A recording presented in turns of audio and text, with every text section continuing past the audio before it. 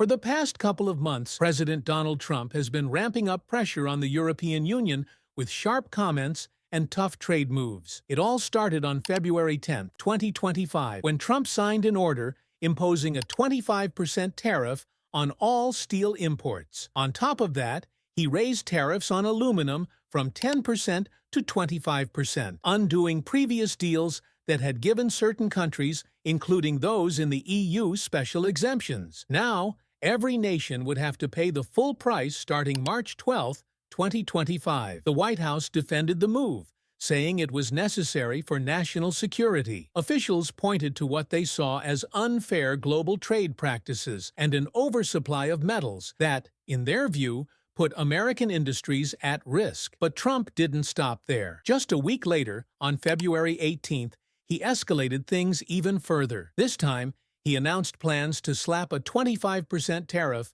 on three major industries: cars, pharmaceuticals, and semiconductors, with the new rules set to take effect on April 2, 2025. Since these industries are vital to Europe's economy, Trump's move sent shockwaves through the EU. Businesses and policymakers were left scrambling, worried about the potential fallout for European industries and trade relations.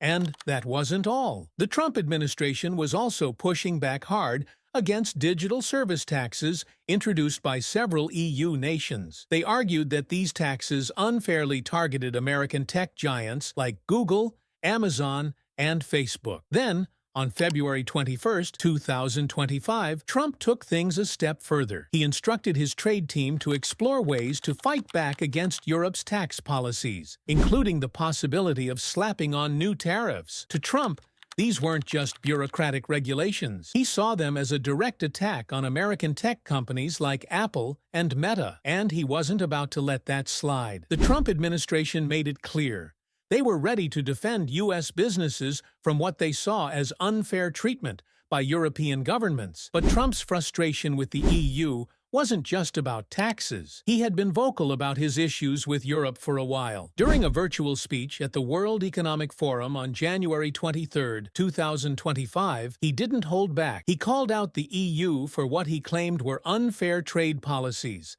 excessive regulations, and a lack of commitment to defense spending. Trump accused European leaders of creating barriers that made it harder for American companies to compete, especially in the tech industry. To him, these policies weren't just inconvenient. They were intentionally designed to hurt U.S. businesses. And when asked about the possibility of placing tariffs on European goods, Trump didn't hesitate. When asked about the possibility of placing tariffs on European goods, he responded, "You want the real answer or the political answer?" Then, without missing a beat, he said, "Absolutely, absolutely." His words sent a clear message. He wasn't happy with how the EU was treating the US, and he was more than willing to take action. He went even further, calling the EU's trade practices outright unfair. "The European Union has treated us terribly," Trump declared, doubling down on his belief that Europe had been taking advantage of the U.S. for too long. And trade wasn't the only issue on his mind. Trump made it clear that if European nations didn't increase their military spending to meet NATO's 2% target, they'd be on their own. He even went as far as saying he would have no problem letting Russia do whatever the hell they want if those countries didn't pull their weight. But that wasn't the only warning shot. Trump also confirmed plans to slap a 25% tariff on imported cars, pharmaceuticals, and semiconductors, a move that would hit key European industries hard. Trump's goal? To push businesses to bring their manufacturing back to the U.S. instead of relying on factories overseas. But Europe isn't taking these threats lightly. In fact, the EU is gearing up to hit back, possibly harder than expected. As Trump moves forward with his plan to reinstate steep tariffs on European steel and aluminum, EU leaders are finalizing their own counterattack. The EU's response? A 25% tariff of its own, set to take effect as early as March 12th. It's yet another escalation in Trump's push to reshape trade rules in favor of American industries. He insists that foreign countries have been taking advantage of the U.S. for too long, and he's determined to shift the balance. But from Europe's perspective, to the EU, this isn't just about trade policy, it's a direct economic assault. And this time, the financial hit could be even bigger than what they faced during the 2018 trade war. Reports suggest that if more products get caught in the crossfire, the total impact could reach a staggering 28 billion euros, about $29.3 billion. That's nearly 4 times the damage caused by the last round of Trump-era tariffs. With the stakes this high, EU officials are scrambling to put together a response that's both tough and legally airtight.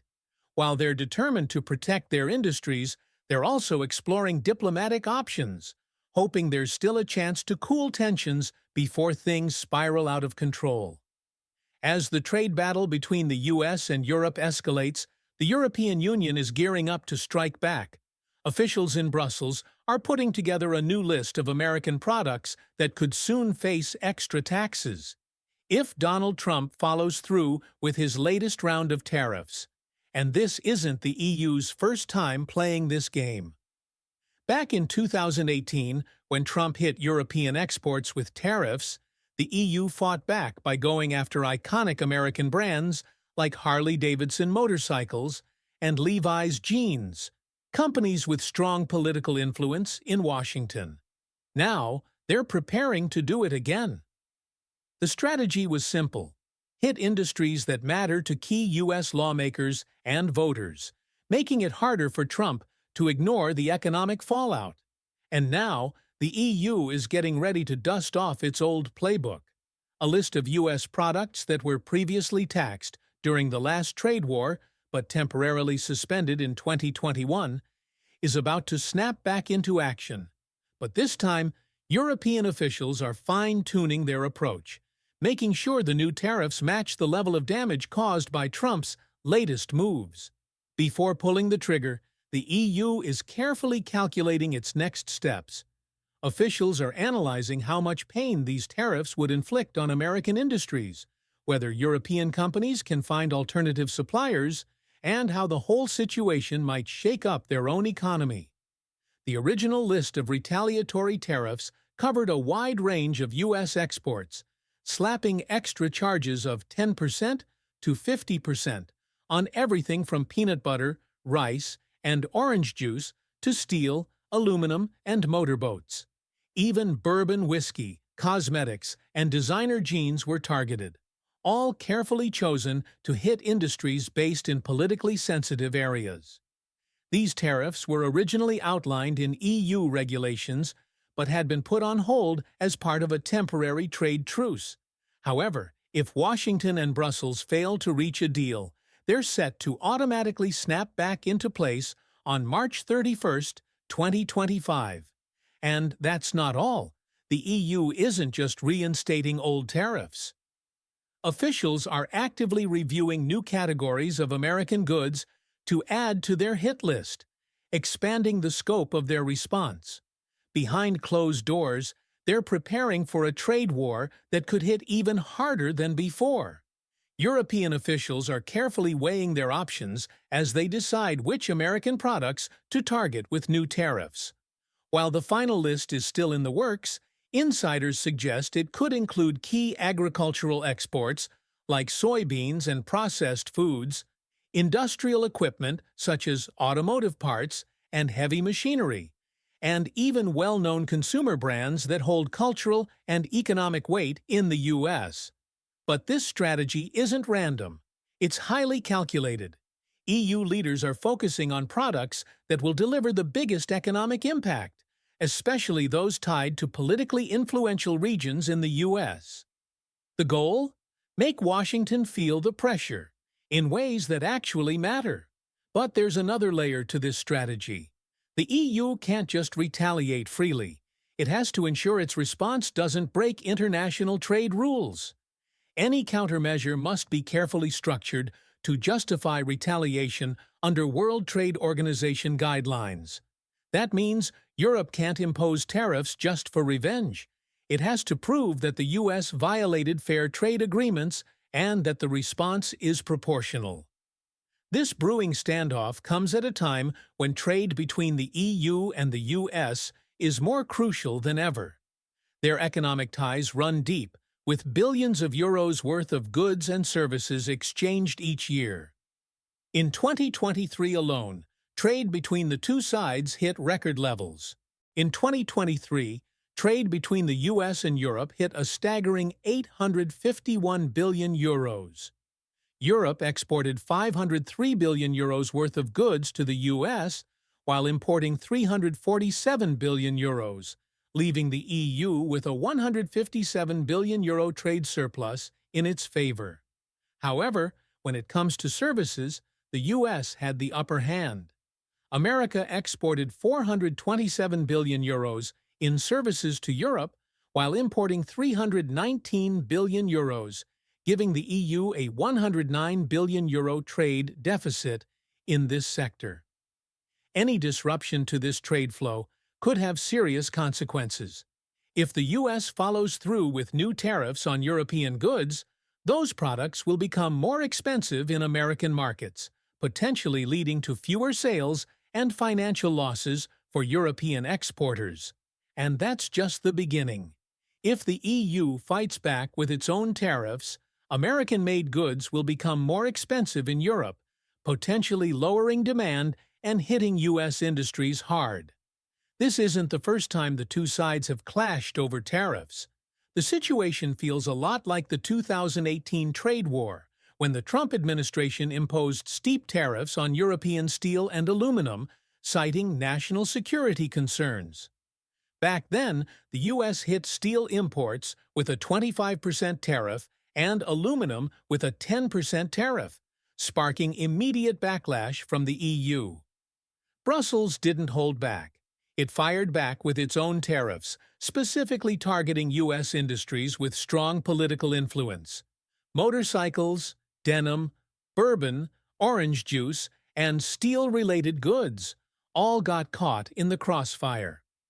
These tariffs weren't just random, they were carefully chosen to hit Trump where it hurt politically, in states where manufacturing and agriculture play a major role. By 2021, tensions cooled down thanks to a temporary deal brokered under President Joe Biden.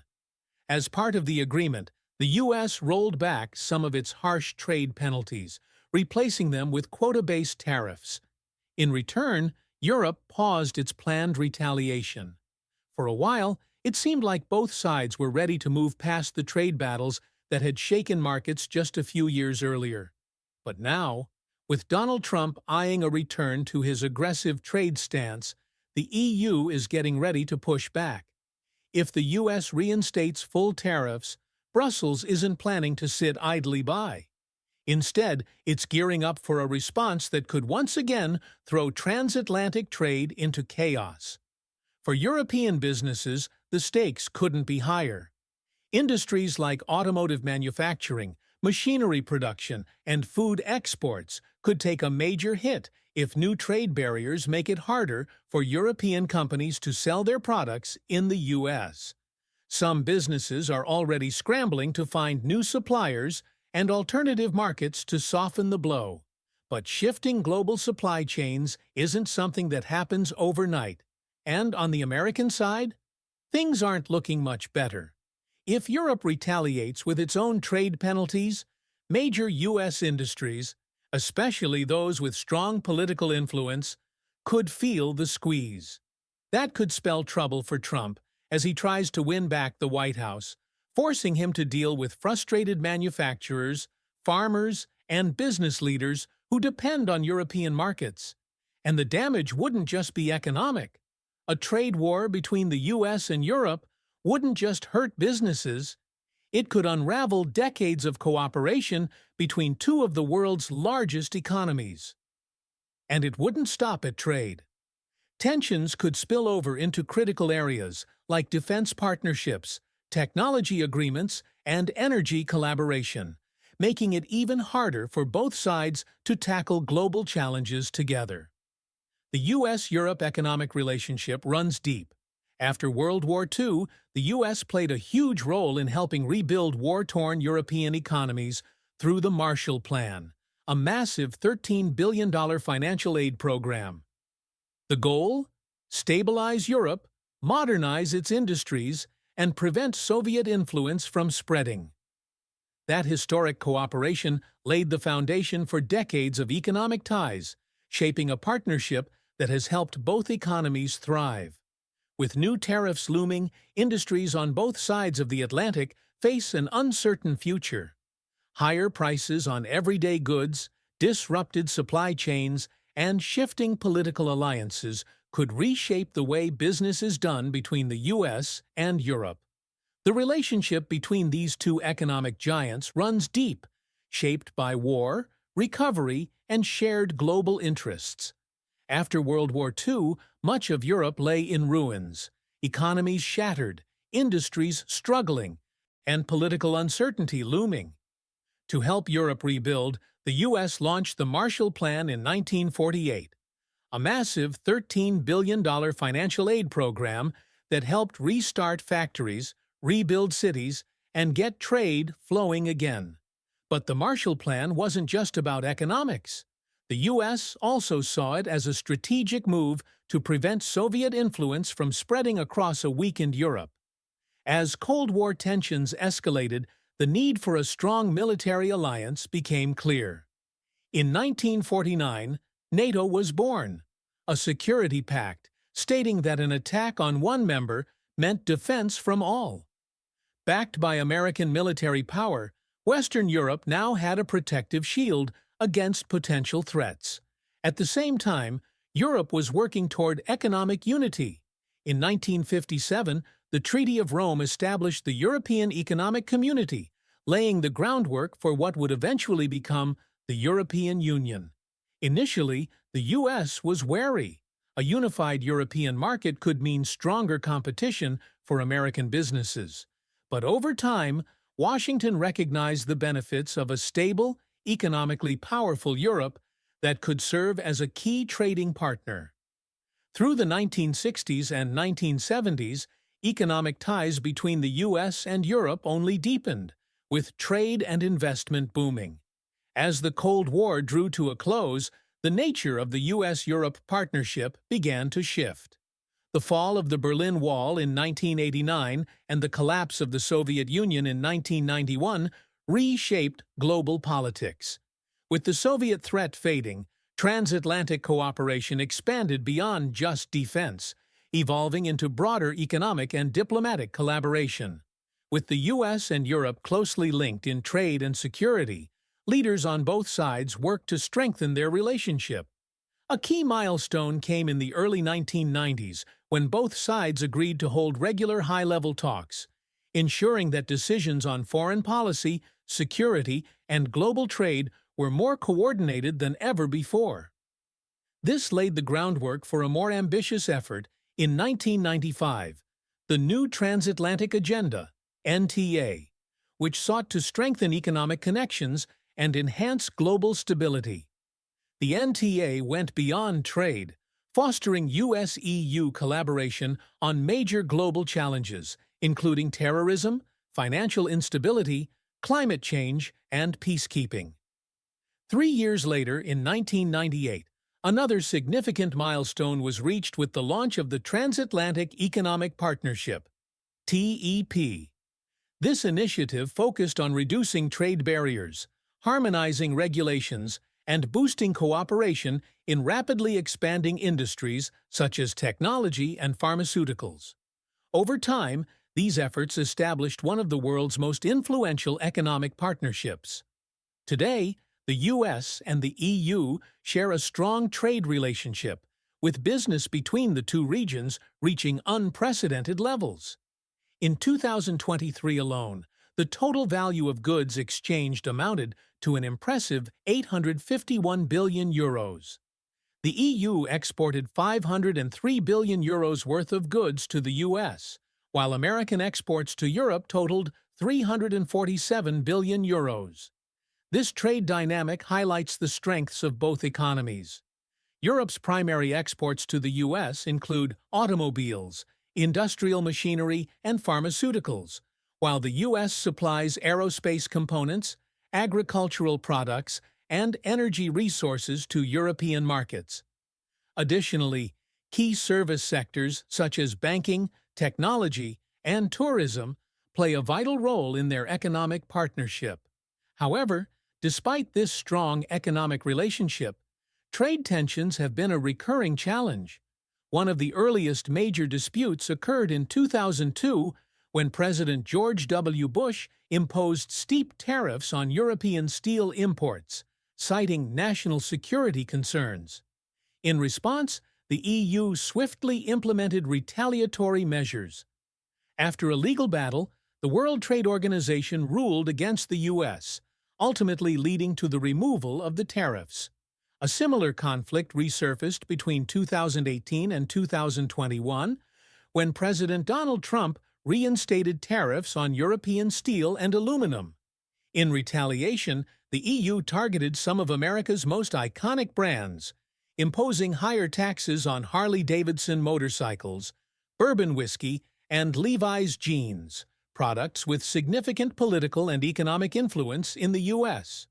Although the Biden administration later worked to ease trade tensions, a new point of contention has emerged: digital taxation.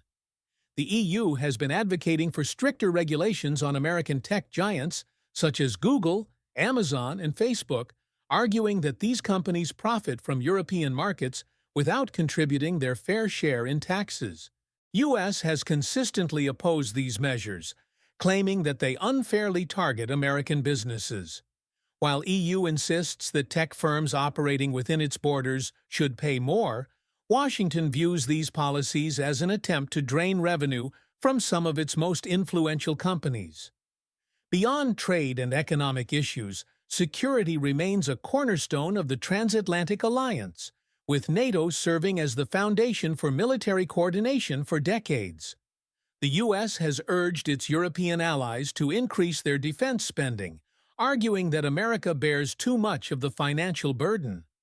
While Europe has made strides in strengthening its own defense capabilities, the transatlantic partnership remains strong,